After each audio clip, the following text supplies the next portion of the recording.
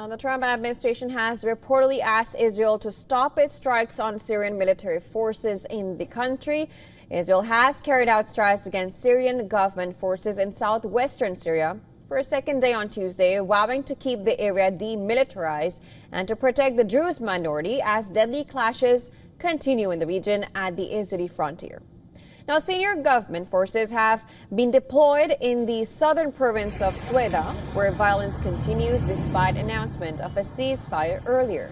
A war monitor said that more than 200 people have been killed in several days of clashes. The government led by Ahmed al-Sharaa has deployed troops to the area after clashes between Druze fighters and Bedouin tribes killed scores of people. According to information that first appeared in Israeli media and was then reported by an Axios reporter, the Trump administration asked Israel to stop its strikes on Syrian military forces. The report, citing a U.S. official, said that Israel has assured the Americans that it would cease the attacks on Tuesday evening. The Axios also reported that Syria had informed Israel in advance that it was sending tanks to Suwayda and clarified that this was not an action directed at Israel, but rather an attempt to restore order in the internal conflict.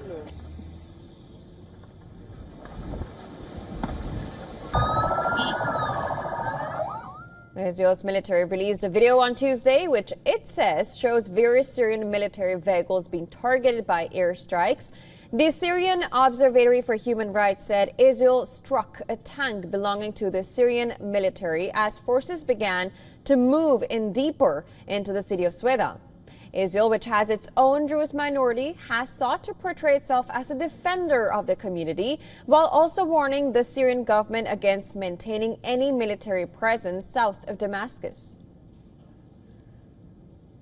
We are also operating in Syria from the morning. We have a commitment in Israel to maintaining the southwestern region of Syria as a demilitarized zone. We will not allow a return to a situation where a second Lebanon is established there, and we are also committed to protecting the Druze residents. We are doing this through intensive operations. I hope we will not have to operate more. This depends very much on what is understood and done, and also not done, in Damascus. Meanwhile, hundreds of youth from the Druze minority gathered in the town of Majd al-Shams in the Israeli-occupied Golan Heights, as Israel said it was operating in southern Syria. Waving the Druze flag, youth gathered near the border fence where Israeli soldiers could be seen on the opposite side. Reports also said that Israeli forces also let dozens of Druze cross the border fence in the Majd al-Shams area and cross into the Syrian territory.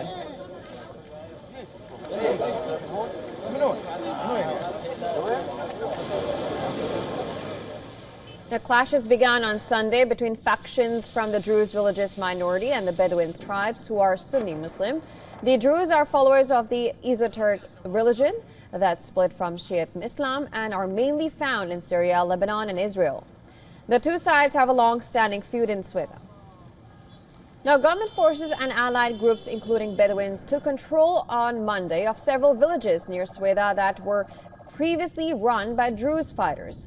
A war monitor has accused Syrian government forces and allied groups on Tuesday of killing Druze civilians in field executions around Suwayda. Now, during Syria's 14-year civil war, which started after Assad's violent repression of peaceful protests in 2011, the Druze formed their own armed groups to protect their heartland in Suwayda away from major battles. In January, the two largest groups, that is the Men of Dignity movement and the Mountain Brigade, said they were ready to join the new national army under al-Shara's government.